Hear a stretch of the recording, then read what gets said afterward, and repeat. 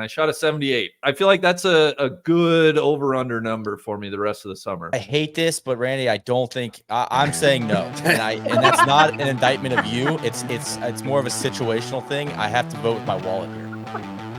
Yeah, noted. Yeah, exactly.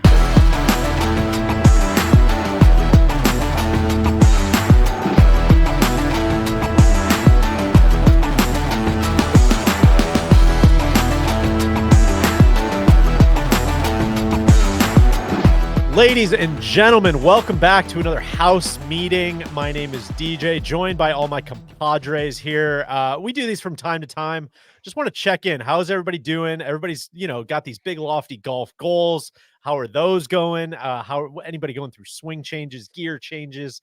We're going to go through a couple little bits of gear in the bag. We've got a robust agenda. Neil, how are you doing, man? You doing all right? I'm feeling fantastic, Deej. I can't wait to break some things down with the squad. I love it. Well, we're just gonna start with a little state of the game. Solly, I'm gonna start with you. You're immediately to my right on the screen. State of the game. Where you at? What's working? What's not working? What are you focused on? Just let us into the process. High floor right now, which I'm really thrilled about. I just looked this up before we started. My scoring average for the year is down 1.8 shots, which was a lot. I'm like averaging 74.2 this year from 76 last year. Could be some noise in there. Maybe I was playing some harder golf courses last year. I don't know exactly, but maybe playing some forward tees. That didn't count. That doesn't count, Neil. It doesn't count. We're not counting that.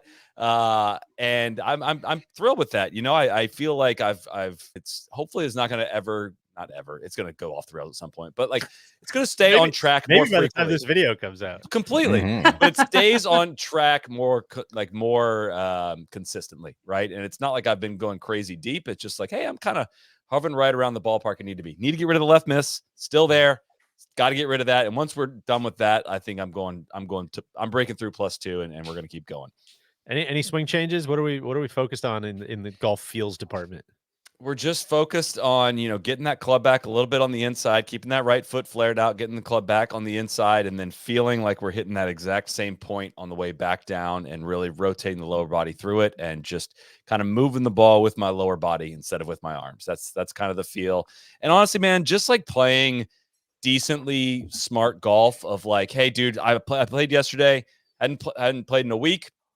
Like, dude, you might not be that sharp. Like, maybe don't hit it at every pin. Maybe make a goal of just like, see how many greens you can hit today. See how many times you can hit the middle of the green. And like, you probably are going to avoid bogey. I avoided bogey on every single hole that I didn't blow the drive out of play or like offline, right? And like playing that level of strategy is really boring. We've talked about that, but it really has helped just like lower that scoring average, which if you're like serious about lowering your scoring average, that's probably the way to do it, but it's maybe not always as fun and people don't like playing golf that way. But it's still always a mental battle of like whether or not I can keep that focus for every single round. Let's go to a lot of directions we can go. KVV, we need a wheel to spin. I know we really do. KVV, I have no idea what's going on with your golf game. Let me in. I feel like I've join the club. Join the club. A lot of Cody. I've seen a lot of Ben. I don't know where you're at, man. Talk to me.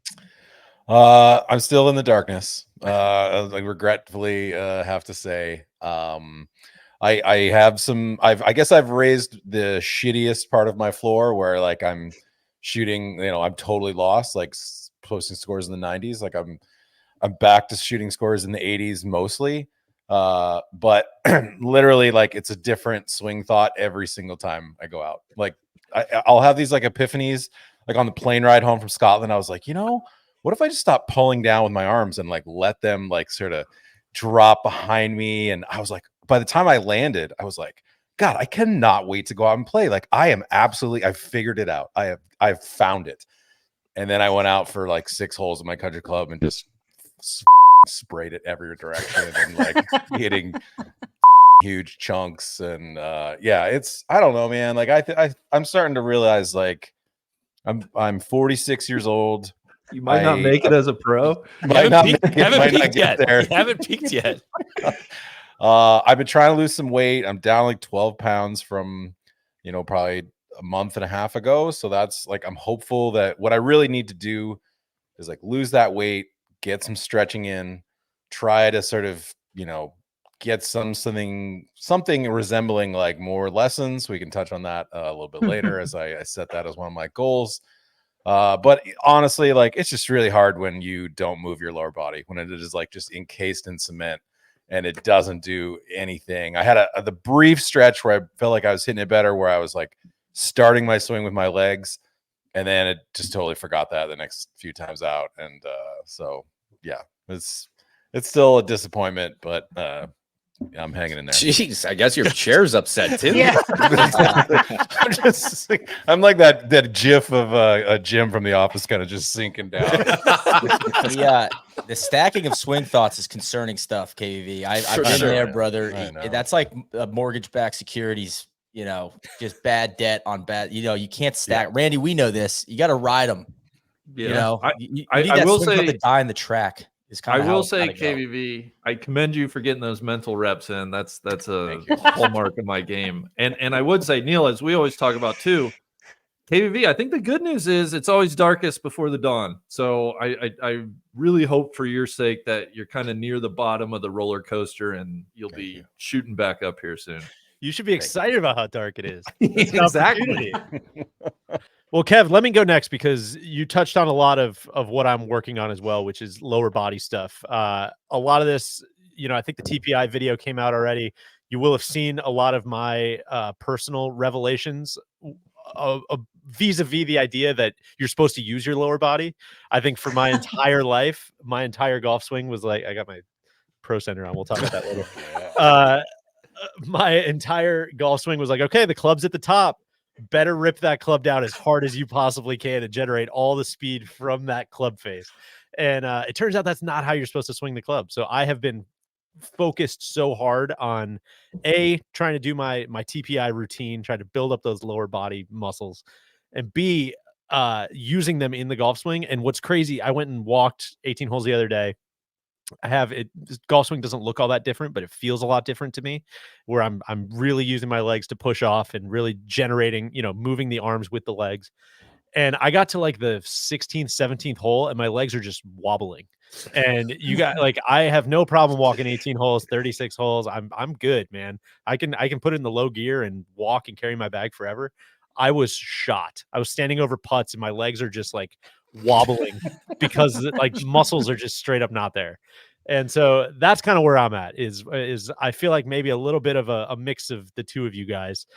Solly, I feel like I have the right stuff to work on and I feel like I have a good plan, but KVV, I'm still struggling with like kind of seeing it to fruition. So that's led to unsurprisingly some flashes of brilliance, but a lack of consistency. So ultimately, when it all works out and it times up, it's pretty good. It's inspiring. It's fun to go play golf.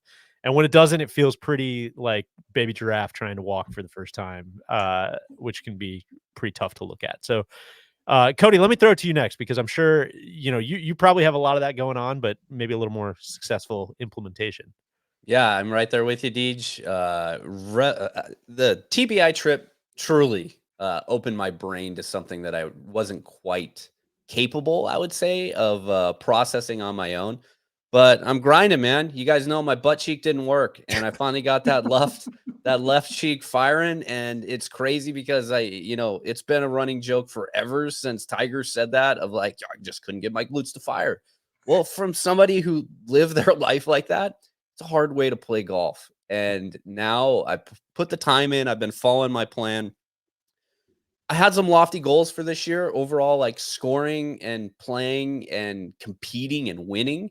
And I've realized that, those don't necessarily line up when you're going through massive swing changes, both with Corey and Al. You can go back and watch my Serve Pro video on that. And then TPI and everything that we have body there. This isn't a sprint, man. This is a marathon. And I am dialed into this marathon. I'm putting in the time. I'm practicing, getting plenty of range hours in. I'm not going to hit my goal of rounds played. I think I said I wanted to play 50 rounds of golf. I've played 9 rounds of golf this year. 2 of those have been in competition. And I think my low score has been 76. My high has been 84, which I'm so happy with because of all this shit that's going on, not only in my head, but in my body. It's it's crazy. I didn't think the year of 2024 golf was going to look like this for me, but I'm happy to, we took it all down to the studs and we're finally putting it back together. And it feels really good. No, I What's the want index at? Like, I think 2.4. Let me pull it up for you. I want to shout out Cody, though, because I do think he's doing foundational work. He's already hit the 500-mile running goal halfway through the year. Wow. Hell yeah. And what lost like 25 pounds, Cody, which I think is like the staying in shape goes hand in hand with like better golf. And so, yeah, it's like, I think there's some dividends waiting for you in the future, hopefully the near future, but the future for sure. I feel like one of those rides that I went on with the girls at Disney World earlier this year, Big, when you're talking about like, oh yeah, it's only dark for so long before you start seeing that.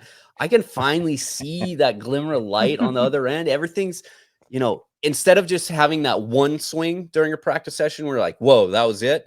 And the numbers are there thanks to foresight to like back it up. Now it's like becoming more consistent. And you're talking about like understanding that your golf swing is more in your legs and not in your arms, Deej. For me, because of my left hip not really working, I also created this weird thing where my right leg and my right lower body were overcompensating for it. You're hiking. And I would start hiking, which is really weird because my right hip would basically do everything for both hips because my left leg basically didn't work. And I never even thought about the fact of like starting my downswing and my left hip, the only place that needs to go is backwards. And I'm like, it's so opposite of everything that is like ingrained to me of like, that's not how you turn. But if you think about it, yeah, that's like what your left hip is doing. It's going back to start your rotation. And as soon as I got that ingrained in my head, like that's it for me. It's been awesome. And I'm so like, it's really, really hard. Everybody knows change is hard, but it's so worth it, man. I'm so fired up. Even though the scores aren't there and everything else, I'm in such a good place mentally with my golf game. I just cannot wait for the scores to actually follow.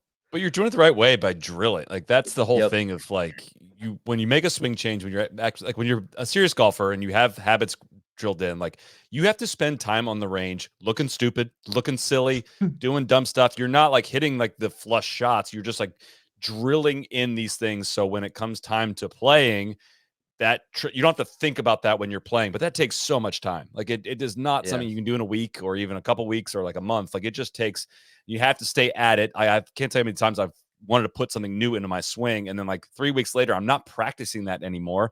And that right foot starts to creep in just a little bit more because you're not maintaining it because we have so much built up muscle memory and all that stuff. Like it's been interesting. Like you said, you've been hitting more balls than ever lately, and you only have 9 rounds in. But like if you're making swing changes, that's exactly what you should be doing. As long as you're using that time to drill and not just pounding balls on the range trying to find it. And that's the number one thing. And thanks for shouting that out, Solly, because I put like intentional roadblocks along the way. So what I've done on my body and like follow up for TPI is that I got on TPI's website and I found a fitness professional in my area, and I go to him once a month. And I'm like, hey, keep me on this path. Like we got the opportunity to go hang out with Dr. Greg Rose and like come up with this path. He's a certified, my guy here is a certified TPI, like all the way up on the physical side of it. He's also a chiropractor. And like in the beginning, it was very, very painful because my body, like I put all this work in my left-hand side. So my right-hand side, I wasn't really working anymore. And I got so tight there. So there's physical like immobility issues. He put me back into place. He's making sure that I'm staying on the rails there. The same thing with Corey now. Like every 2 weeks, Al sends me a text and is like, send me slow-mos of your swing. And I'm like, he's like, you have 24 hours basically for me to get these videos. And he knows like, he'll call out like, hey, this is you're sending videos of dormant grass. This is old. Like you need to be out there. And they're holding me accountable, which is what I need as you go through like this entire process. It's been awesome. Cody's got a team. It's unbelievable. Any future messages will come from Cody and his team and no one else. I need to get a chiropractor popping. I'm jealous. That's good stuff. Casey, let's stick with the TPI theme. You fixed that reverse spine angle or what? Yeah, it's getting a lot better.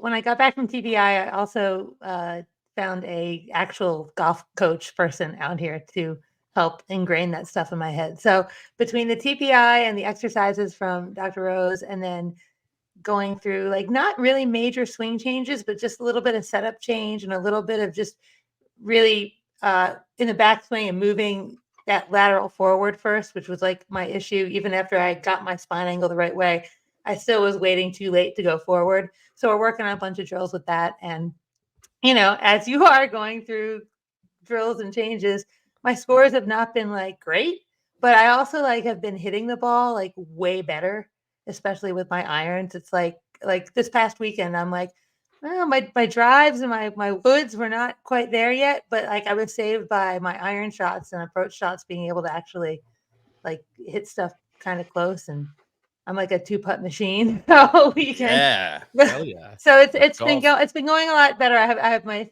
4th lesson tomorrow morning. I'm going once a month. I'm not trying to like put unrealistic goals of like, you know, I'm going to practice like 4 hours a week. I just have I don't have time for that. But we're taking little bite-sized stuff that I can like, if I have 15 minutes, like it's stuff I don't even have to go to the range to do. A lot of it is just body kind of motion. And I still get laughed at for like if we're in a line somewhere and I'm just kind of like doing little things. I call like, that the solid. Yeah, stop doing that. Okay. I'm like, I'm just making sure my hips are going the right way. You know? That's how I get my practice. It's been fun. It's been quite a change of desert golf, hot golf to like East Coast golf. But we've gotten to the point where I can play these canyons type courses and, you know, maybe only lose one ball around. So no. Can I ask you, Casey, about like taking lessons? Because I feel like almost as like a golf society, since golf tips on Instagram have taken off, people tend to like self-diagnose. I'm guilty of it, and I've taken like, and I've taken lessons with Corey and the guys at Altus, but like that's like a very serious thing. And I guess taking a couple more rudimentary lessons at my club with Jim, like 3 lessons, and it was no TrackMan, it was no video, and it was just like, here's like what we're going to work on, and like getting like some tasks, somebody else identifying the problem, getting some tasks, and like here's like some things to address it was very simple for me. And like it was like I was like, well, yeah, for the last 2 years I've been trying to watch videos of myself, filming them probably from the wrong angle, diagnose what the problem is, and also how to address it. Even for like a good player, that can be really, really freaking hard. So what's been like your takeaway from like taking a few lessons? Just being able to like really focus in on certain things. It's not trying to fix everything at once, but it's like, let's start like the first lesson. We're just like, let's just tweak a few things in your setup. And it was just like, okay, let's just keep going away, doing something and coming back. And can you get that setup again? And just drilling setup in, you know, and it was 45 minutes of doing setup, but like it worked. When I got to the next lesson, he's like, all right, set up. And it's like, all right, you're perfect. And I'm like, okay, good. Like, so just ingraining that. And then the next lesson where we did like, just a lot of like, okay, when you're going back, like, where is your leg? Where is your feet? And we're taking video and I'm getting like, basically, you know, like little video locker where I get this stuff sent to that I can like, when I am out practicing, if I'm like, what's going on? I can just pull it up on my phone and be like, oh yeah, look, that's where that's supposed to be. And I have like the little, you know, stick to film some stuff, or I'll make John take a picture to be like, wait, where's my back? Like, what am I doing? So, you know, I just having that reinforcement of something of like, it's a picture of me doing what I'm supposed to do, as opposed to a picture of random dude on the internet giving golf tips, right? Like seeing like, oh no, your body can get in that position. You've done it. It's here. Well, one thing I'd add to that, Solly, like to your question, I found the fitting I did for the driver.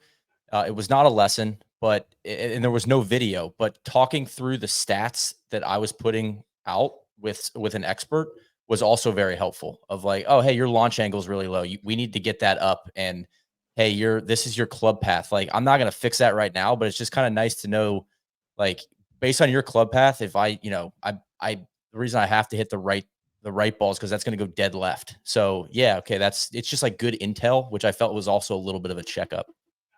Ben, how we looking down in Kansas City? Yeah, man. Been an interesting year. You know, after getting home from Pinehurst, I looked at myself in the mirror, watched the tape over and over again. Sorry, Ben. Yeah, just hate watched myself, and you know, vowed we're not doing that again. We're gonna do everything we can. That as a family, we're not. to make that, you know, like it never even happened. So anyways, we've been working really hard. I love golf. I'm sure you guys all know that. So every minute I get the opportunity to go out there, hit some balls, I'm going to do it. I did vow to play more competitive golf this year, and I have stuck to that. I have, you know, joined my club team. So we kind of go around and bounce around from club to club, and, you know, I play their best guy straight up, and we see where what happens. And I've been super, super proud of the level of consistency that I've brought to the table. High floor, as Solly said, but I haven't had any like great rounds, exceptional rounds. It's just been very, very solid. Now, I will say the one issue that I am having is I feel pretty well rounded. I don't know where I'm losing strokes. I don't know what I'm not doing well, which is feels like a really hard problem to solve. So I don't really know. Like when I go practice, I kind of just do, you know, at this stage in the season, I'm just, you know, working the ball both ways and trying to, you know, run through combines and stuff like that, or going to the chipping green because I, you know, felt like I didn't chip very well the last round. So I don't really know like where my deficits are and how to kind of take it to that next level. So that's the issue that I'm facing right now. But overall, like I'm very, very happy and proud of how I'm playing. You know, good to get humbled and remind yourself that you can lose it in an instance. So what's your handicap these days, Ben? Plus 2.6. Is that up or down from the beginning of the year? Score. Just can't score. Can't make any putts. It's everybody losing these shots. It's a lower handicap, I guess you'd say. I was 2.4 and then kind of flirted with like 1.8 at the beginning of the season. And I've just been throwing up a bunch of, you know, 73, 72s on really hard courses in competition. And it's just, you know, plus 3, plus 3, plus 3. Now I'm plus 2.6. You need to see if anyone's unhappy in Cody's stats team. Maybe pick off one of those guys. Yeah. Come over. Go poaching. Absolutely. Well, speaking of a guy that Cody's 40-man roster has got a crunch. yeah, he needs a roster move spot. some Playoffs guys are coming up here. Stuff some guys in the minors, see if he can get away with Ben out picking them up in the expansion draft. Well, speaking of a guy that's always looking for an edge, Randy, how's the practice routine? What's going on out there in Denver? Yeah, the prompt was, how's your golf game right now? And the word that just comes to mind is a little bit unknown for me. I've some big life things happening for me that have not really allowed me to play a lot of golf.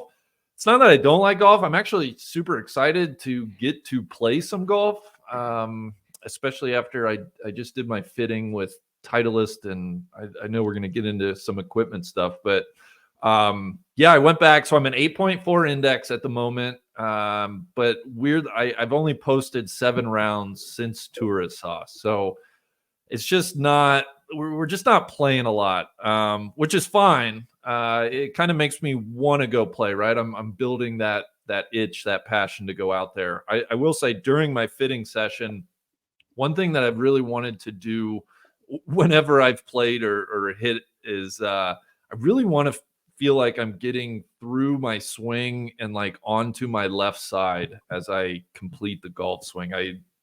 Anybody that's seen any of our videos, I have a real tendency to hang back behind the ball. And so that's been something that's always in my mind, as is the constant trying not to, on my initial takeaway, like roll my wrists open as I take the club away. So those are 2 things that are always top of mind. KVV, I've been getting the mental reps in just like you. But yeah, we're unknown. We're excited to see where the game stands. I have some opportunities coming up the rest of the summer.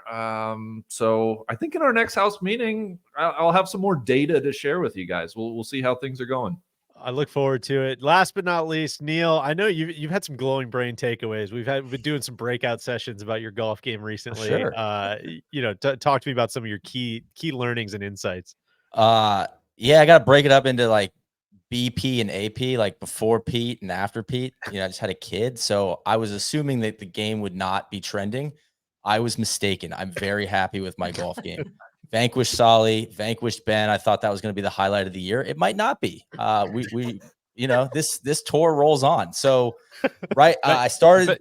You vanquished me with 3 pops. Let's just for the record. Let's Yeah, but vanquished nonetheless. Yeah, okay. 3.9. I started the year, or I guess in March, I was a 3.9. I'm down to a 2.1 handicap over the last 4 months, so I feel pretty good about that. Beating the shit out of your buddies up there in New York City. Yeah, I'm playing. Played it. Had a 5:50 a.m. tee time on Monday. That was the best round of the year. 1 over 72 with a bogey on 18. I mean, it's Diker Beach, so it's not like a hard course, but it's it's good. We're enjoying that. And I played. A goal of mine was to play more competitive events. I played in 4 competitive rounds, and so I kind of put those, above the more fun golf, which is 73, 79, 82, 75. So I feel like these competitive rounds are helping me. I want to applaud that. You're putting yourself out there, getting into competitive events, man. That's what we want to see out of you. Seriously. Yeah, last week I had a qualifier event at the Met Am, which is like the premier like MGA event. And it's like I walk up to the range, it's like Princeton bag, Rutgers bag. I'm like, oh shit, man. It's like it's hard not to get a little intimidated. And I just went out there and kind of like focused on my own game. I'm not gonna win. Like I came in like T26, I think, but I felt really good about I feel like I'm starting to put together 18 holes like much better than I used to, like playing, like pacing myself, like what you're talking about, Sally. Just like don't swing out of your shoes, find the fairway, like just thinking my way around the course a little bit better, and staying like mentally like engaged the whole time. So yeah, I think what am I working on? So I'm really happy that I feel like I'm getting better without much practice. Like I just, in Brooklyn, it's hard to practice. So before these competitive events, I try to go to like 5-iron, go to the simulator and just hit drivers and 3-woods and driving iron. Like just work on my tee balls. Like, can I keep the ball in play off the tee? Can I keep it in the fairway? And that's been pretty successful, where it's like, okay. And then, yeah, let's, what's a weakness? I've got New York City feels, like just Novocaine with the wedges a little bit of like, I'm not working on it. My 60 to 100 yard shots, I'm playing defense. I'm not chipping it bad, but it's definitely not good. There's nothing worse than having like 52 yards and hitting it 86. Well, it's not even that bad. It's just like we're not capitalizing on good drives. We're hitting good drives, but we're not scoring off of that. But it's also preventing the downside. So it's definitely like, it's definitely a success. Like we hit the fairway, but I'm making a lot of pars, and I would like to see, 1 or 2 birdies come out of that. So yeah, I think if I could I need to do a little Flushing Meadow session, get some wedge work in the next couple weeks. But I've got some stuff. Listen, we got some golf ahead of us. Long Island Mid-Ams in October. We've got the Summer Festival, NLU events, Roost Club Championship, NIT. So there's, a lot to look forward to, and I feel like we're trending. So I'm enjoying golf right now. Let me put it that way.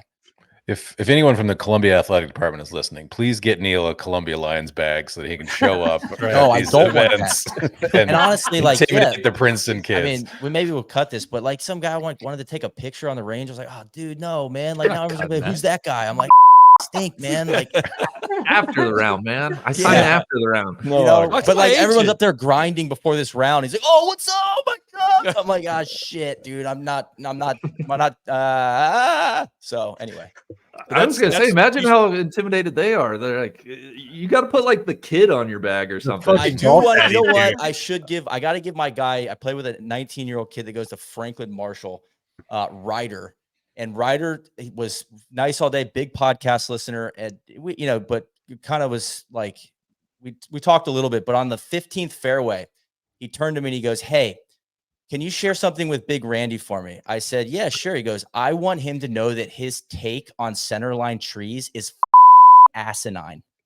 And I said, "Wow, dude, I appreciated his candor." And I thought I disagreed with him, but I thought I would pass that along to you, Randy. Here's what I'll say, Ryder, if you're listening, I was young and dumb once too. You'll grow out of that. Gosh, good stuff, Neil. All right. Ben and I were putting the agenda together today, and we thought it'd be fun to go around the horn, and I want to hear everybody's best score.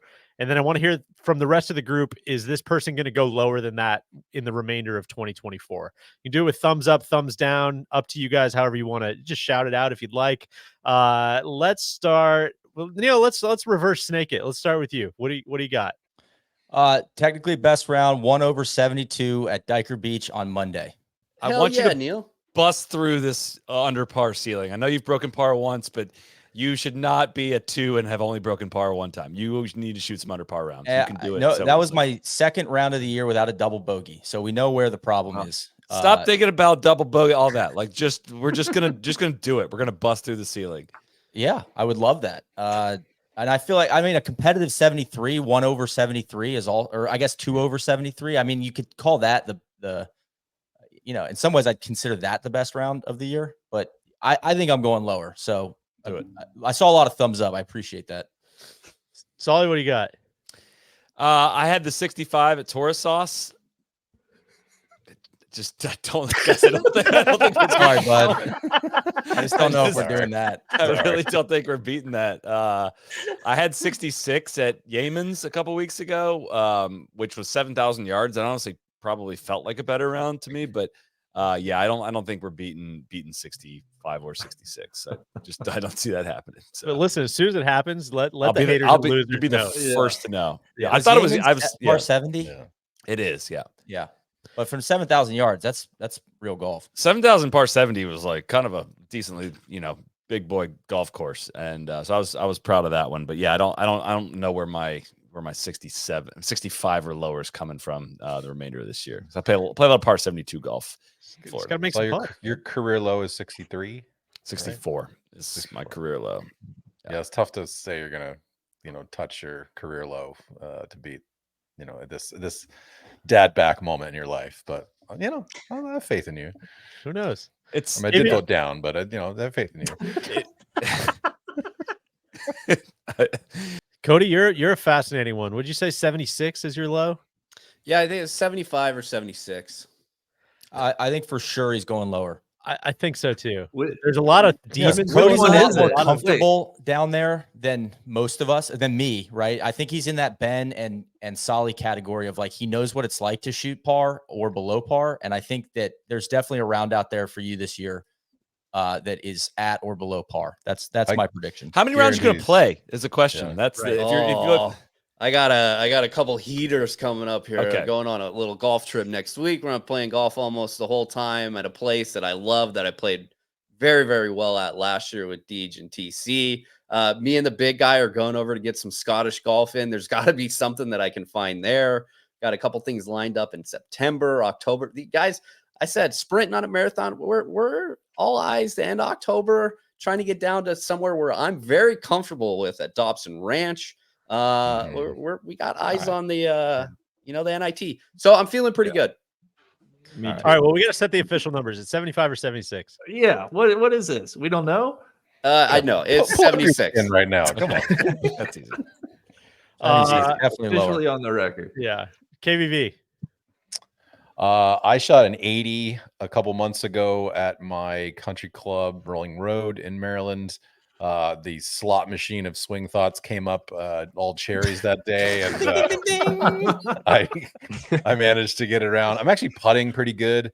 I went back to the mallet putter, and I've eliminated like the hit in the putting. Like I just basically try to feel like I'm the putter is just moving through, and the ball is like just accidentally making contact with the putter, and it has really helped my pace. But I don't know. I mean, honestly, I looked it up last year. I broke 80 like 5 times, and I don't really feel like I'm any close to doing that at the moment. So we'll see. Like I feel like we still got some time. It's not that hard to shoot a 79 at some of the courses that I play here in Baltimore. So it's very possible that we could sneak in under that number. Yeah, it feels like a sucker bet. I think you're going lower than lower. I do too. Thanks, guys. This isn't like an endorsement of faith in you based on how you described your game. Just like math wise, I think you can go lower than 80. It's 80 is shooting a 79. It's not like it's something it's not like it's a mental barrier. Like I've done it, many, many times before. So I'm just not that good consistently. It's like Tiger shooting 59. I mean, I wasn't nervous. I've done it before. I did it at Outworth. Randy. Yeah, my best round best score, best differential came right after Tourist Sauce. I hopped over to New Zealand, went up to a little course. I don't know if it's public, private. Terra Edie. Have you guys? I don't know if you've heard of that one. Yeah. It was just a bluebird day. The wind was down. The company couldn't have been better, and I shot a 78. I was really happy with it. That's my best rounds. But as Cody mentioned, we're going over for the Women's Open to Scotland. I have some links golf coming up. Neil, I might try to get out to New York with you at some point this fall. We'll play some golf maybe. So I got some golf ahead of me.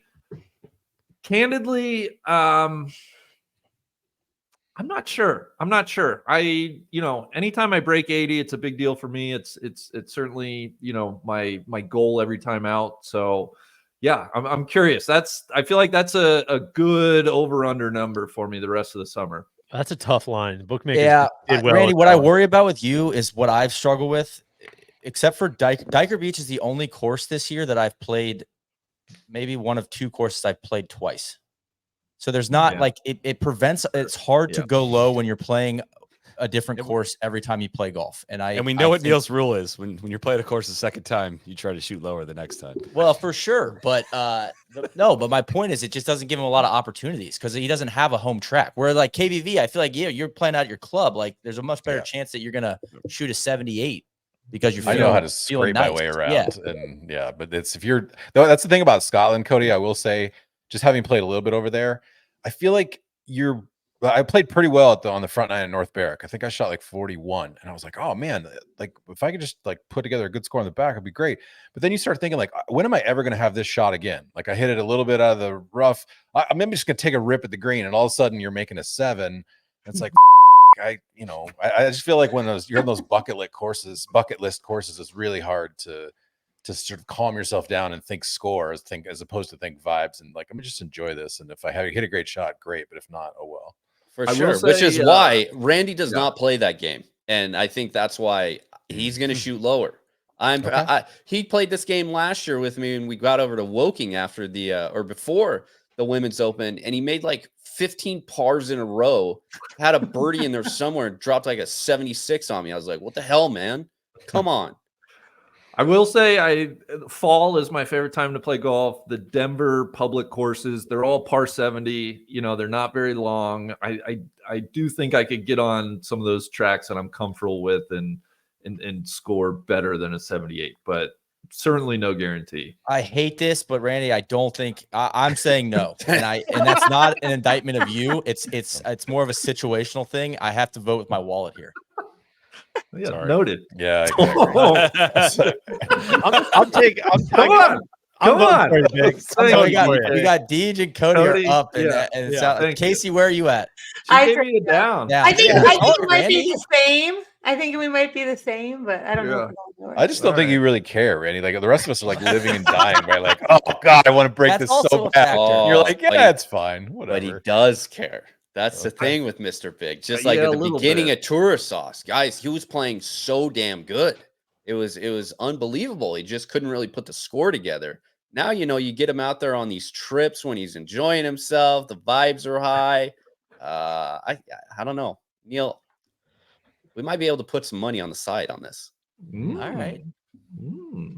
Take that offline. Something to follow for the rest of the year, for sure. Deej, let me just play host real quick. Let's go to you because there's no clean way to do yourself. What's your low score? I shot 73 at Blue Mound Golf and Country Club. Solid, similar as Seth Rayner, par 70. Here in Milwaukee, let me caveat, there was no wind. It was very soft. A lot of the teeth were out of the golf course and had a great group and just played really well. So, listen, that's gonna be a tough one to beat. So I'll go ahead and give everyone permission to throw some thumbs down on that one. I'm going. We're gonna try. I feel like I'm moving in the right direction, but I certainly won't hold it against you guys. Are we calling 3 over 73? I was gonna say I think we can go under 3 over. I don't know if I'm going under 73. So it's all. Is that your home club, Deej? That is not my home club. No. I don't know. I mean, it factors into this. What's your low score at your home club? I think 76, which I You're gonna beat that.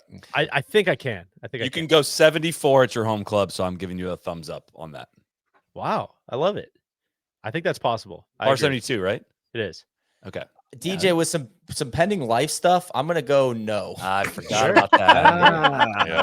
Exactly. I don't think before this Milwaukee winter starts to set in that you're gonna go lower than 3 over. All right, who are the other haters? Show yourselves. Neil just Neil really delivered the hammer there. Who believes in me? Cody and Solly? I believe in you. All right, on. thanks, guys. All right, the rest of we'll see you in Q3. Ben, Justine's going into labor, and Deej is like running down the 17th hole, two over, trying to my beeper off. Ben, what do you got? What the number is. Again, I haven't had a great one this year. Shot a 65 last year. Haven't even come close to that. 71 under in a tournament, so that feels good. Is my lowest score, and it's a course that it's not super difficult. I had 7 birdies in that round, so like, come on, man, you got to do better than that. But yeah, that was the lowest one. Yeah, 1000%. Sure. Say no more, dude. Cool. 100. You're definitely shooting at least 2 under. Yeah. As soon as I heard your best score start with a 7, I'm 2 thumbs up. Yeah. All right, Case. The last one. Last one. So my lowest this year has been 85. And that was like in my little honeymoon phase of when I first moved out here, and I was just playing courses for kind of like the first time. Is that the day you beat John's ass straight up? No, that was a different day. Can I ask I'm a going question? this way. The 85, what is that in relation to like a career low? Help me set the stage before I have to vote here. I was trying to figure out. I think that is career low. I think I had like an 87 at the NIT in 2020, and I was trying to look up my last September I shot an 85 at Blocky's place out in California. So 85 is pretty much like the lowest I've been. Yeah, I'm taking lessons. Sure. You're playing a lot. Yeah, You've got so much potential still, and you're playing. Yeah, you're playing a lot. I'm gonna go. Yes, you go lower than 85. 85. Yeah, we're trying. It's all in the grand plan. I knew my cap went down to like 16.7 like soon after I moved here. Then we creeped back up to 18.6, but now we're back down to 17.7, I think, as of today. So we're turning this ship around again, and things are clicking. So I think you're low 8. Let's go. Yeah, I think it's gonna happen. I think you're trending. All right, that's a fun game. That's take note of who your enemies are, and we'll revisit this later in the year. I got a lot of haters out there. It's all maybe were you there with unanimous haters? I hate myself from that one too. All right, let's do a quick gear check-in. Fly around the horn. Put your hand up if you want to go first. What's in the bag? What's out of the bag? We don't have to linger on this too long, but Randy, what do you got? Yeah, so I mentioned I just did the fitting. Very excited. The driver was what caused me to go do the fitting. I'm going to be in the GT2 11-degree driver. I have not gamed it yet though. So the real big takeaway for me, and honestly, you guys, I was working with Ben Russell, the Titleist fitter. They had a day out here in Denver, and I shit you not, I was hitting fairway woods better than I've ever hit them in my life. And that was for you. The most exciting thing. So the big changes for me that are coming, my old 3-wood's going out. I'm doing a GT 5-wood, but at a 3-wood length, because it's all about, we figured out, I just need help with the lofts. And so I'm going to put a 5-wood at 3-wood length in the bag and a 7-wood at 5-wood length in the bag. And I'm Bryson over here. Could not be more excited to go hit those out on the golf course. I mean, when I tell you I was hitting, I've just never been able to hit a fairway wood like I was at the fitting. It was legitimately so much fun. And then the other small change, I'm taking out my hybrids. It's a brand new era for me. I'm going to have no hybrids in the bag. What? I'm going to have a utility build T200 4-iron. So we're going to go 4-iron, 7-wood, 5-wood driver. Love it, Randy. Very excited to play with the new setup. God, I want to try to cash out my betting on Randy to go lower bet. So let's see those thumbs now. Let's see those thumbs now. I was not privy to all the information. We made these bets without all the intel. I hate that. Yeah. No hybrids, Randy. I feel like it's the end of an era. I know, but I just God, these woods were so good. So, Deej, I could go next. Yeah, please. So big news. I announced on the last house meeting, I switched to the left dash golf ball, and it's been an awesome switch. I think the scoring average is down to a 78 average from a 79, so that's good. Feel like we're playing solid golf. The handicap's down. I found that it's less spinny off the tee. It's a low spin golf ball in Titleist's lineup. It's less spinny off the tee. It is less spinny around the greens, but I was getting a lot of, when I tried to step on a wedge, I saw a few Pro V1 spin off greens. So I've adjusted to the firmness of the golf ball. That was my biggest concern, is it's a lot clickier of a golf ball. But I have overcome that issue. And I'm very, very happy with the left dash. I find it, especially off the tee, it floats a little bit better for me. And then I'm in a GT3 driver, 11 degree, a little bit of draw bias. It's set on the A2 setting. Left miss is in play a little bit, but I've done some work, just some practice, and I feel really good with it off the tee.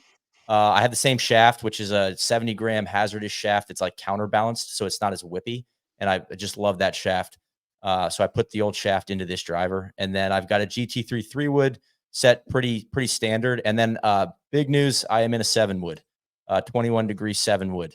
That is basically the whole fitting was a mission to get my launch angle and get more height on the golf ball. And I love my U-boat, and I still have that, and I like knowing that I can put that back in the bag. But I'm committing to getting the ball in the air in America here, and playing the American style of aerial attack with the woods. So fired up about the new clubs. The 7-wood's been really good. I've been resistant to like 5-woods and 7-woods. I feel like there's a two-way miss for me waiting, but I feel like this one's set up pretty well for me. Gosh, I love it. I believe I'll go next. I believe last time we talked, I was in a 4-wedge setup for some reason, which is what happens when you start calling plays yourself instead of letting the fitters do their jobs. But I had a big gap between my pitching wedge and what was a 50-degree wedge, or 52-degree wedge, I believe. And it was just, I was finding myself in that 117 to 125 number a ton, and it was uncomfortable. So I was like, you know what? I'm gonna rework it. We're gonna put an extra wedge in the bag. Our wedges are gonna be so dialed, which the fine folks at Titleist were like, okay, sounds good. If that's what you want to do, let's do it. And then of course, every gap I had after that was at the top end, 217 to 230. I'm like, I don't have a club for this. I guess we can hit 4-iron or 3-wood. And so we've gone back to our original fitting with the new woods. So in the GT woods as well, GT3 driver, GT2 3-wood, GT2 5-wood, which is kind of close the gapping at the top of the bag. And then now we've gone back to the 50, 54, 58 wedge setup. So feeling good. I don't think we need to make any more equipment changes. Why don't you explore 48 degree? Well, that's what I just got done. That's what I was saying. That's what I had. But instead of the 50 degree, like 48, 54, 58. Mm-hmm. That's what I do. Yeah. Yeah. Same. Well, we'll see. Well, maybe I'll circle back. I might need to explore that. We'll see where we're at. Neil, he just figured out his process, and you're just giving him all kinds of new thoughts. It just doesn't make sorry, never mind. It's just I feel like that gap's going to come back, though, is what I'm saying. If you had a gap between 50 and pitching wedge, the natural thing would be to put. Never mind. Sorry. Because I had the same identify issue. Yourself. Who's speaking? We'll take that offline. We'll take that offline. I think I feel like I'm doing the gap right, because it's 44 is the pitching wedge. So then I think I would have like too big of a gap between 48 and 54. Yeah. You know what I'm saying? So Like, I use you gotta it, pick which side you of do that it. you're on, or bend it to 53 like TC has. I was gonna say, they bent mine to like 49, so Yeah. I have like which they did. I think my 54 is between. bent to 53 as well. So Yeah. This is helpful. Thank you. Important context. Yeah. Thank you. Anyways, the driver is awesome, and I'm beating it up. It is crazy. It's guys, it's long and it's straight. You should believe what you're hearing out there. Casey, any gear changes? Yeah, I too got fit for all the new GT drivers and fairway width and stuff. I'm a 9 degree in the GT2 now. with a lighter shaft. So and a different grip. So it's a lot of things to get used to, but it's coming together, and I felt really good after this weekend playing 2 rounds with it. The 3-wood, however, holy moly, I finally hit it in a round, and it was like, I think the people I was playing with are like, I don't think that ball could have gone any straighter or longer if you hit it any better. So the 3-wood, the 7-wood dialed. Any other gear changes to shout out? I know everybody's kind of working on putting the drivers and stuff in. After watching you guys hit the U-boat all over Tour Sauce this year, I was like, oh, I want to try one of those. So I reached out to Titleist. I was like, I really want like a driving iron. And they were like, no, you're not. I've done that before at KVV where they're like, nah, we're going to make you get fit. And if no, we don't think so. Yeah. They were like, we'll send you a 3-iron, but yeah, you're not allowed to have a U-boat driving iron. I was like, oh, okay. Well, I mean, saving me from myself, I guess. I appreciate the alpha tendencies from our friends at Cushnet. That's great. I'm also in the GT3 driver, GT3 fairway wood, 3-wood. They've been, when it's good, it's really good. I still have some personal, like very clear swing stuff where I'm way into out and it's causing still the left miss. But when I have the left miss under control, it's flying so much higher, more spin. It fits great. The fairway wood's been fantastic. I do not have the lefts going with the fairway wood with the 3-wood, which has been wonderful. I just checked. I do have the driver settings on the most fade possible, and I'm still pulling it left. That tells you it is a me problem, 100%. Point the arrows at me. As I'm sitting here thinking about it, I think it's a ball position issue. I got to move my ball up in my stance a little bit. You sound like KVV on the airplane. Yeah, I'm going to solve it. I might go today. And I put the new Phantom 7 putter in play. It's a little shift for me, and I've actually moved my ball position on my putting a little bit up, which got a little too far back, and I think I was getting a little steep on it, and moved that up a little bit, and I'm really, really liking how it's fitting the eye. All right, well, let's start to land the plane here. I asked everybody to bring a little show and tell item. Just what do you got from, we talked a lot of clubs the last time. We've talked a lot of clubs this time. What other gear is floating around that you're excited about? I can kick this thing off. I think number one, I really wanted to shout out all the FootJoy rain gear that they've been sending. I have a bunch of different pieces, and you can't go wrong with any of them. And boy, Solly, did we find out and put those to the test. I feel like all of the month of March and April and a lot of June, I was just living in my rain gear, as you're going to see in content that either has come out or is soon to come out. And I think for a long time, I get it. Rain gear is expensive. It's an investment. And for a long time, I was just like, man, why do I need rain gear? Like if it's raining, I just won't play golf. And when you start going on some of these trips that are like, pretty immovable dates, not having it makes, like, I've done it both ways. I've played when I don't have rain gear and it is a miserable experience. And I've played when I do have rain gear and it truly is just like, man, bring it on. What do you got? You can't get to me, man. Keep trying. I'm good to go. And when you fit it, there's Neil, I know you love kind of this kind of brings me, like, makes me think of our friends at Yeti, just the over-engineered things that just, yeah, boy, that's wild how that works, man. It's a lot like when you get done, you're out in like a hot day and you take the cap off your Yeti and you're like, oh, the water's still cold, man. Like, that's crazy. That's how I feel when I take off like the FootJoy rain gear, where you're just out for 6 hours getting pissed on, and you get back to the clubhouse and you take your jacket off. You're like, yeah, bone dry. How about that? That's wild, man. So anyways, just a big shout out to them, because it always gives me a chuckle to see the very effective rain gear. Number two is Kev, I know you've got one of these. Cody, I think you've got one of these. The Pro Sender, man, is it's the only training aid I've ever bought, and I really, really enjoy hitting balls with it. It's a quick return to kind of like your baseline, and it's just one of those things, like, we've talked a lot about feels and trying to hit the right positions. It's not like, I'm not Cody. I don't have my team out there with me hitting balls every day. So I kind of just need to. I literally have nothing that every single one of you guys can get on PGA of America, can get on the TPI website, find a professional near you. Everything's available to everyone. Can I get a moisture guy like you spraying the balls before I hit them? The dew guy. But what I love about the Pro Center, and Cody, I'm sure you can you'll back me up on this, is like there's not a lot of training aids that allow you to like get the right feel as you're making a normal golf swing. There's nothing like, it's not crazy exaggerated, it's not crazy, you know, you're not trying to fit your own swing to get in the positions of the training aid. It's just there to be kind of a guide on your golf swing as it already is. And so it's I don't know, Cody, am I making sense there? Yeah, 100%. I think it's the easiest possible thing if you struggle at all with early extension, if you have a little bit of bowed wrist at the top, like literally it tells you where to go, and you feel it immediately when you're like, I'm either trying to cheat the system here or it's like perfect. And when you finally get it all synced up, it feels really, really good. So that's what I got. Cody, where are you going?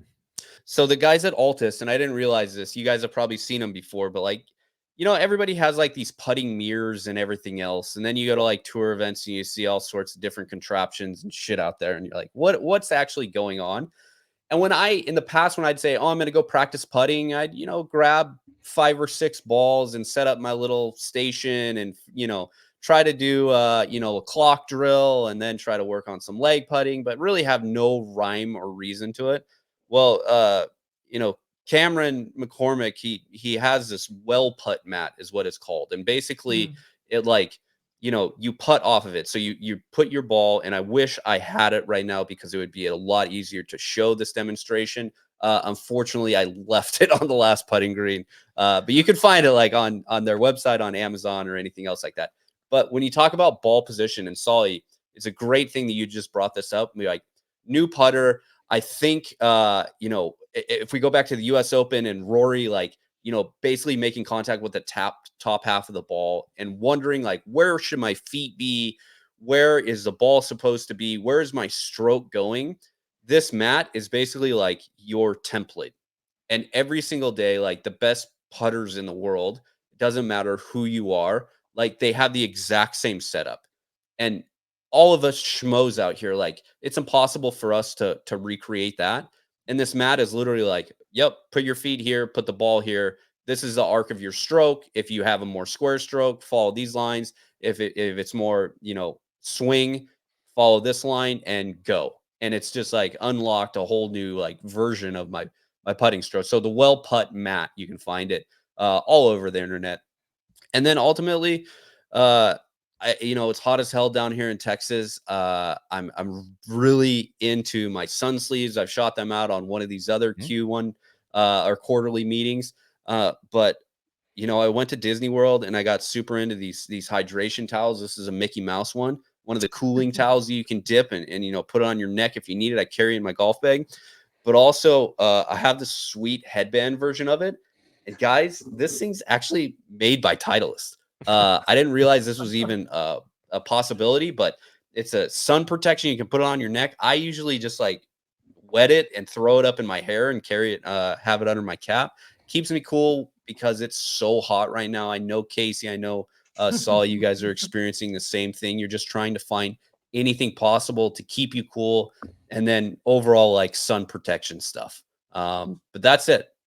Well, no, I'll just piggyback because mine are both sun protection. So I'm glad Cody set the stage for me.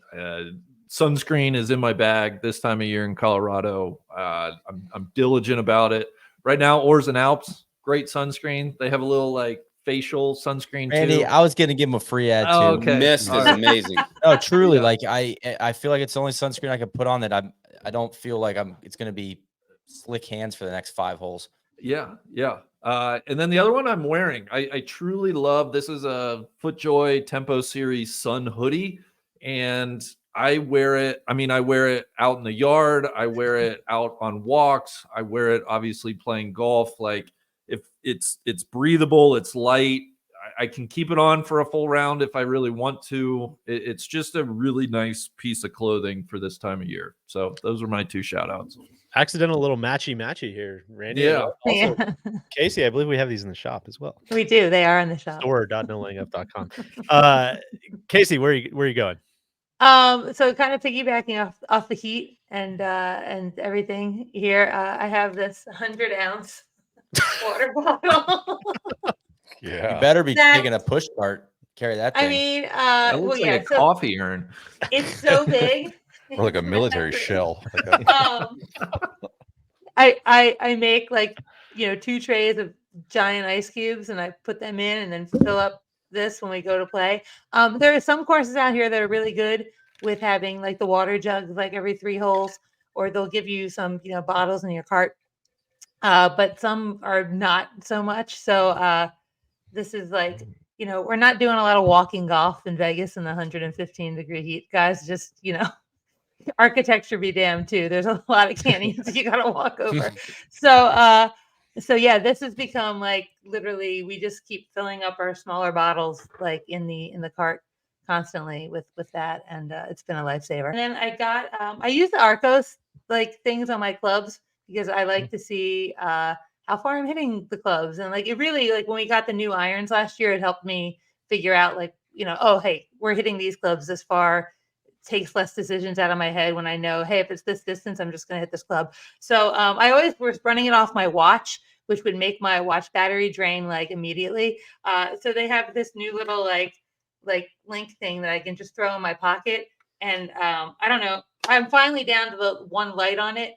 It lasts like 12 to 15 rounds of golf without having to charge it. It's so kind of like AirPods, it recharges in its case. So that's been kind of fun to not have to worry about. I can leave my phone in the cart or on my push cart. I don't have to, the watch just tethers to it, so I can still get my yardage. But that's been my fun little tech upgrade for my dumb data golf stuff. So I love it. Solly, what do you got?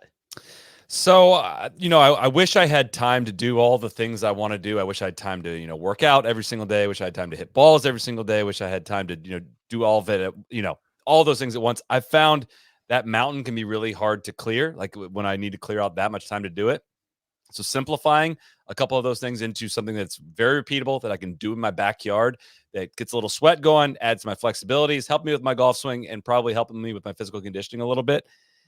I got to shout out my guy, Justin James from TPI, the long drive guy. He's a TPI professional as well. I went out and worked out with him in a horse barn in Callahan, Florida, like a couple of months ago now. And he got me horse barn. There's a theme here on these Rotex motion plates, which are very expensive. And but basically, like, you use 2 of these and you do some like golf swing simulation things, but it really, you work on a ton on your flexibility. It gives you like pivoting motions that you can put your feet on. So you do like a pivot and then you move your feet, pivot again, move your feet, and like just really stretch out. Like I have such bad problems with my glutes and hips and so little flexibility and all that. And like, it gives you a really good workout by the end of it. And like, do a bunch of stuff up against a wall where you're like twisting your body. And if, I'm not necessarily like searching for speed. I just feel like my lack of athleticism and flexibility has contributed to worse golf swings over the years. So I do that like 3 times a week outside.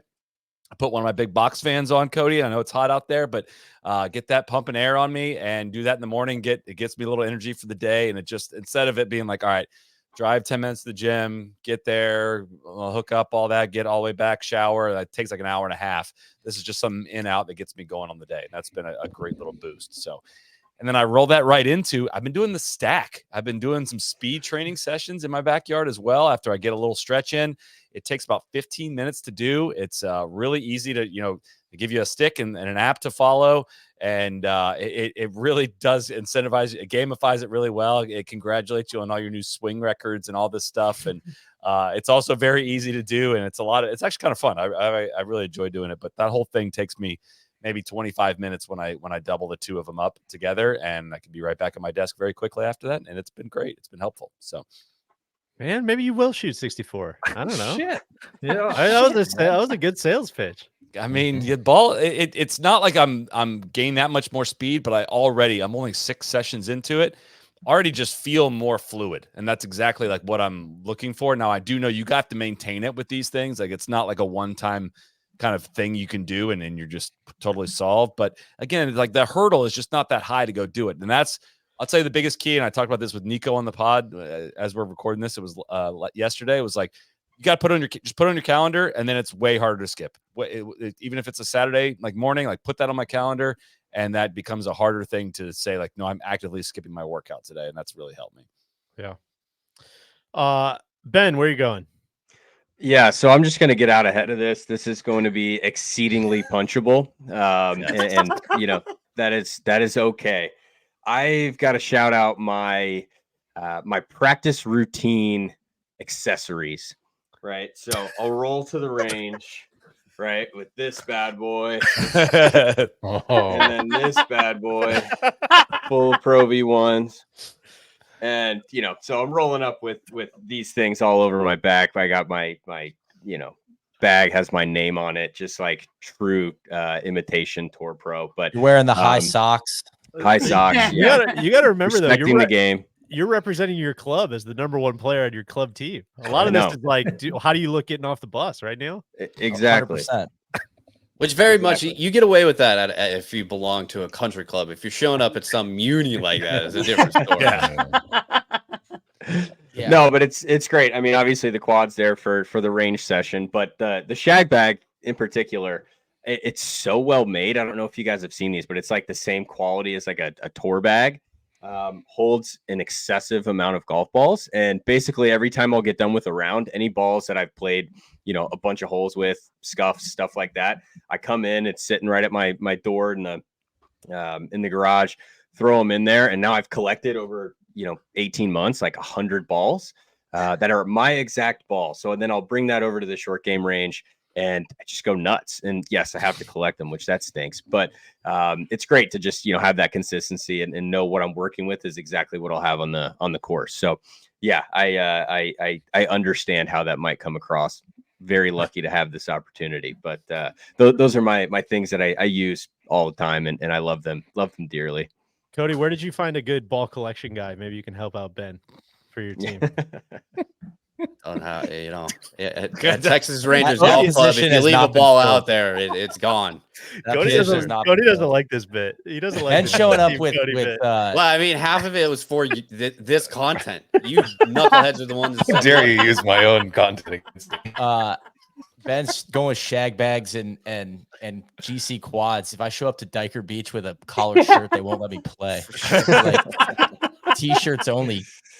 I was thinking we need to send Neil out to Fields Camp to Kansas City just to get Ben drill him down on the 50, 60, 70 yard area. What is that? I don't know what Ben, you got a sick par 3 course at your course now, don't you? It's awesome. Yeah. Have Neil do a boot camp of 2 weeks out there. He'll come home and he'll be shooting in the 60s then. Literally the guy this morning when I woke up, got the girls off to summer camp, and I drove down to the range, and I showed up, and we've gotten a little bit of rain the last couple of days, so I know that they haven't been able to do like a complete pick of the range.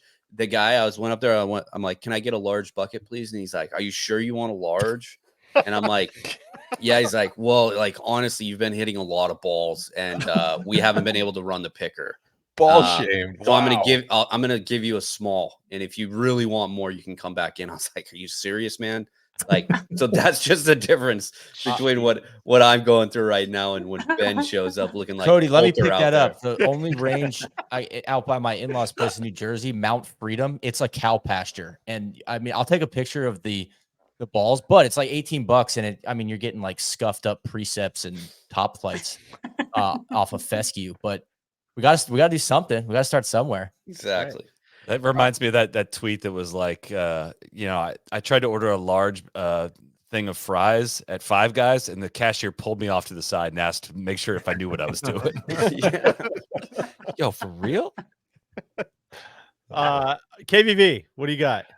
All right, so I have a big bag of ball markers that I've acquired over the years. And every time I'm going to go out to play, I just kind of sort through and I'm like, what am I feeling today?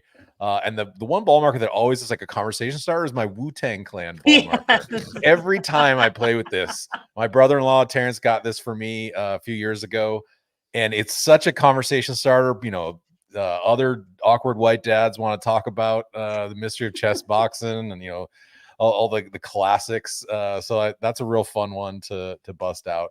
I will say this is a fun one. I think I want to send you this because this is a yardage book that I got. I think I had a few too many drinks and was on the internet one night, and it was like, hey, any club in America will do like a full yardage book for you, like professional grade.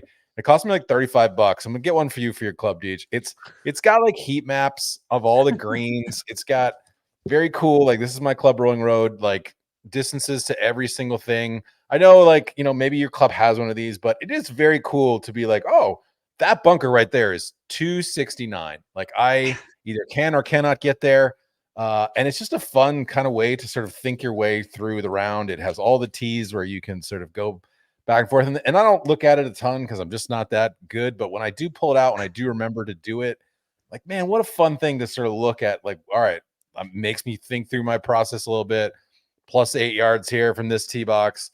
What club is getting there, what club is not getting there, and then what club should be. What way is this green going to slope if it lands in the middle of the green? I just want to petition the panel for one thing. Another thing about my team, it's not that big. KVV, if KVV breaks whatever score at his home club, I want it completely thrown out based off of him bringing in these illegal books. Books that he is using. They're not illegal. It's only heat maps for greens. You talking about what are we doing here, guys? Listen, it's not illegal, Cody. At the non-tour level, yeah. Thank you. It is scummy though. Well, that's true.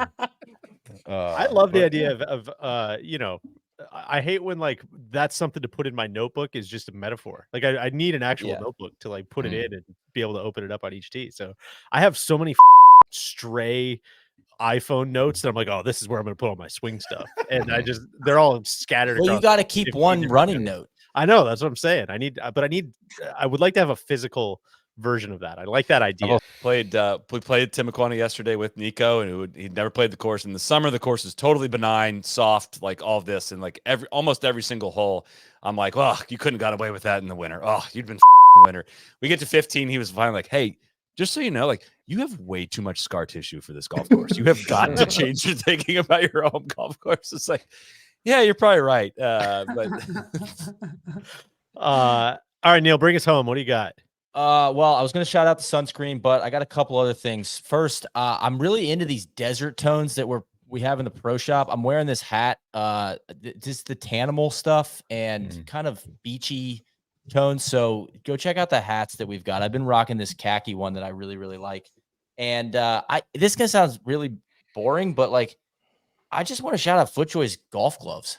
I mean, these things last forever. Like, so and in the summer up here in New York, like sweating, like they really do well in the sweat and the heat. And I feel like I'm not putting a ton of new gloves into play. And it's kind of like Deej, our argument of like, if I made $1 billion, I'd probably be like really excited about like spending my money on like good socks and good boxers. I feel like golf gloves go in that category of like, yeah, you know what? It's a quality product. I appreciate it. The ultimate luxury. Yeah. And then I guess last thing I can round it out is I just think that the FootJoy team's been doing a great job. These Harris Tweed so good. and the US Open ones were awesome too. So just like kind of checking out the FootJoy site. Like I'm really into there. Yeah, I know Ben made fun of me when I wore these. But those are these are still sick. Like I don't care. Yeah, the metalwood ones are great. So yeah, I just think the accessories and the footwear from FootJoy. I know it's like house ad, but sweet, like and really good quality and comfortable. And I've been wearing them out. God, can you imagine how intimidating it is when KVV rocks up to a course somewhere, pulls out his Wu-Tang ball marker, wearing his snakeskin shoes, and has that Glacier National Park toque on his head? It is great. With the heat map. There it is. With the heat map. All right. God, you'd never get away with that in the winter, but here's my heat map here that's going to show you where it's going. That's true. We might need to get solid 2 yardage books. See if they make the winter and summer one. Winter and summer. All right, a couple housekeeping things and we'll get out of here. Ben consolidated our goals from the last time. This is what all of us put on paper. Don't need a big soliloquy, just a quick one sentence, where are we at? Cody said he wanted to win the NLU Club Championship. I mean, maybe then you'll have to wait and see. Neil, play more competitive golf. Get to the finals of the Pub Links. Check and check. I mean, feeling good about it. Fly the banner, baby. Yeah. DJ, I said I want to play more real tournaments. of like putting pencil to paper in a real event. Check. Played a WSGA partner event with my buddy Steven Watson. Had a great time. And break 75 at the home course. Not yet. I think 78 maybe is my low this year, but Solly, I'm coming for that 74. I'm gonna validate your guys' thumbs up. Solly, qualify for US Mid-Am. Didn't sign up for it. Oh, Ah! God, that's TC's block. Well, it was going to be Monday after BMW Championship, which we were going to have an event in Colorado, which I was going to be going to.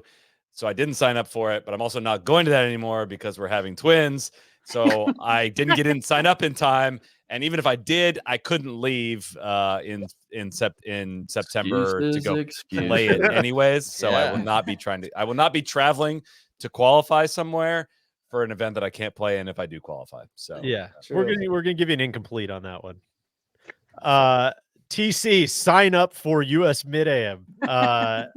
Don't know. We'll see. I think he did. He sign up? He's playing one in like. Did anybody see a screenshot? BMW. Well, it's on the calendar. Yep, I believe it's Monday or Tuesday of BMW week, but we'll see.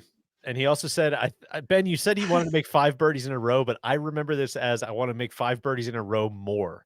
Like he wants more occurrences. No, he says he regularly makes 4 in a row. Yeah. Regularly makes 4. That's right. Yeah, I do that like 2-3 times a week. Yeah. So I need to make 5 more. So I would unclear. We'll have to check in with him on that. Randy, no doubles or worse 5 times this year. Not yet. We've been close in 2 rounds. 2 rounds with just 1 double thrown in. I love the goal, and I'm actually more motivated than ever to try to hit that the remainder of the year. I love it. Ben is looking to win an individual event, he is not counting the NLU Club Championship in this. This was beforehand. Not saying he won, not saying he didn't win. You'll have to wait and see. But Ben, where are we at? Where are we at on that?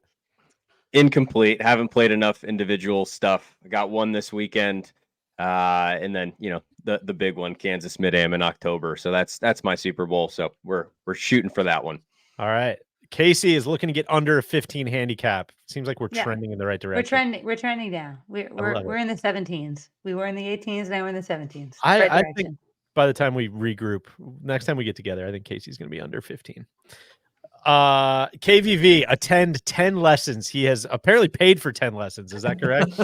No, that's not correct. I tried to pay for 10 lessons and they were like, no, we will only take my money. I can't buy a large bucket. Yeah. No. You have a sign driving them iron? up individually. We've never sold that many French fries to somebody before. We can't. You can't have the lessons and you can't have a driving iron. God. No, I've only taken 1 lesson. It did help me dig out of the depths of despair, but I have not been back, sadly. I even literally, after I wrote the training aids column, I even had someone reach out to me and be like, look, I will give you free lessons if you just come down to, like Tyson's Corner. And I didn't follow up on that either. So it's all on me that my golf game still is shitty.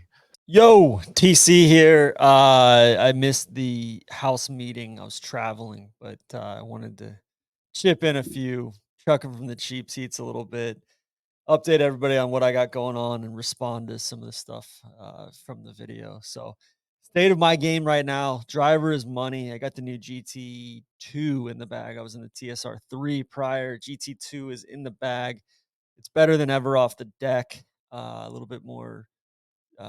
Just forgiveness there with that. So loving the fairway woods as well. And I graduated from a 24-degree hybrid back to a 4-iron in the bag. I got a T200 4-iron in the bag. And then I've changed up the wedge setup a little bit too. 46 in, a Vokey 46 in for instead of the pitching wedge now, which has been awesome. My gapping 46, 50, 54, 58.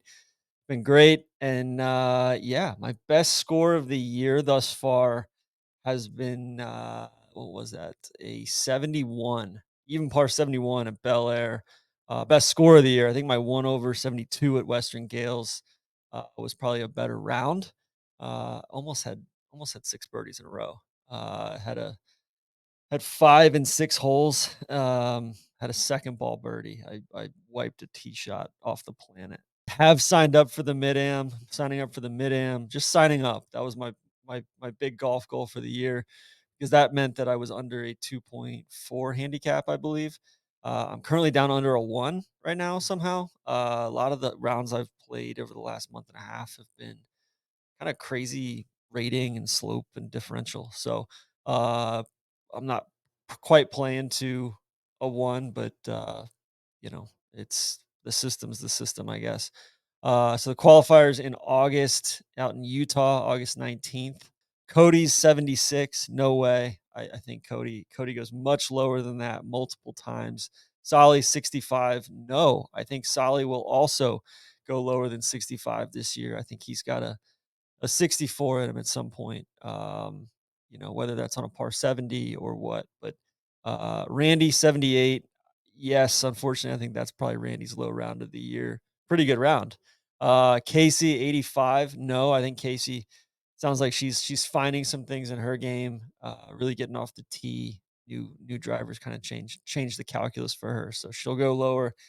KVV is dependent upon whether his rounds. I know he's playing Sweetens in the fall.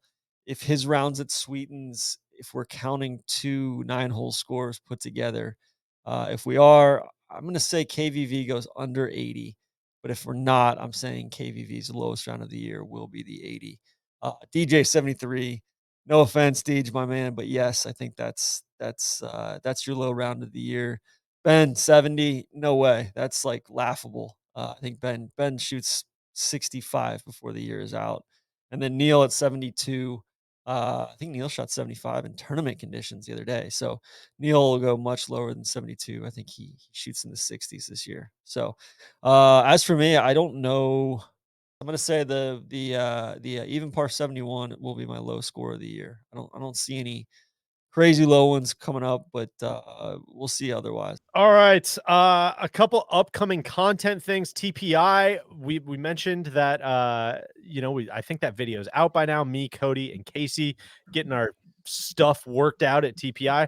What you might not know, Neil and Tron are going to go do the same thing. So we'll have that video will be coming down the line. Neil, I cannot wait for you to get your brain unlocked by Dr. Greg Rose. Look forward to that. I mentioned NLU Club Championship. We've got that in the works. Ben, it's cooking, man. It looks awesome, and I cannot wait for people to see it.